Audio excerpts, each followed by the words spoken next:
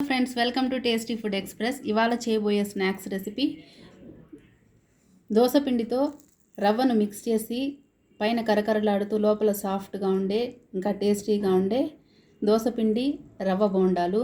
టేస్టీగా ఉండే ఈ స్నాక్స్ రెసిపీని ఎలా ప్రిపేర్ చేసుకోవాలో చూద్దాం.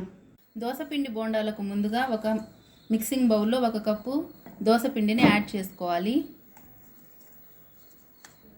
ఇప్పుడు మనం ఇందులోకి సగం కప్పు బొంబాయి రవ్వ లేక సుజీని యాడ్ చేసుకోవాలి. అలాగే 2 పచ్చిమిర్చి తరుగును కూడా యాడ్ చేసుకోవాలి.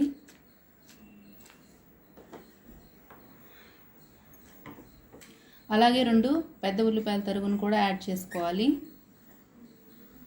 వీటిని చిన్నగా కట్ చేసుకొని యాడ్ చేసుకోవాలి.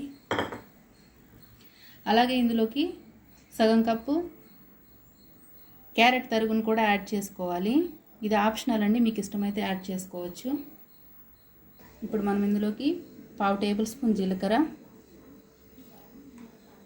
అలాగే 1/2 టేబుల్ స్పూన్ వంట సోడా, అలాగే టేస్ట్కి సరిపడా సాల్ట్ కూడా యాడ్ చేసుకోవాలి.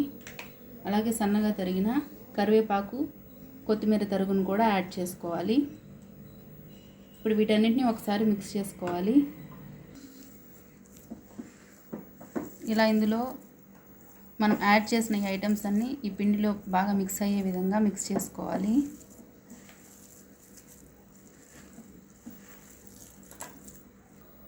పిండి మిశ్రమాన్ని పునుగులు వేసే విధంగా ఇలా మిక్స్ చేసి ఉంచుకోవాలి. ఇప్పుడు దీన్ని ఒక 10 నిమిషాల పాటు పక్కన పెట్టేద్దాం. ఆ తర్వాత డీప్ ఫ్రై చేసుకుందాం. 10 నిమిషాల తర్వాత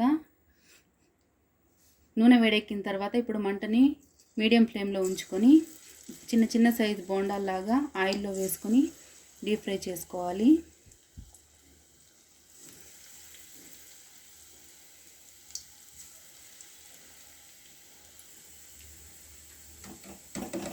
ఇప్పుడు వీటిని 2 వైపులా తిప్పుతూ బ్రౌన్ కలర్ వచ్చేంత వరకు చక్కగా ఫ్రై చేసుకోవాలి.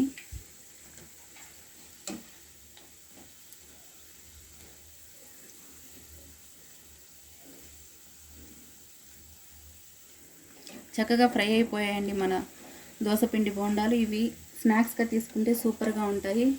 ఏదైనా చట్నీ కానీ లేదా టమాటా కారంతో కానీ సర్వ్ చేసుకుంటే చాలా బాగుంటాయి. ఇంతేనండి, వేడివేడిగా సర్వ్ చేసుకోవడమే. టేస్టీగా ఉండే దోసపిండి పునుగులు తయారైపోయాయి. Thanks for watching and please subscribe our channel.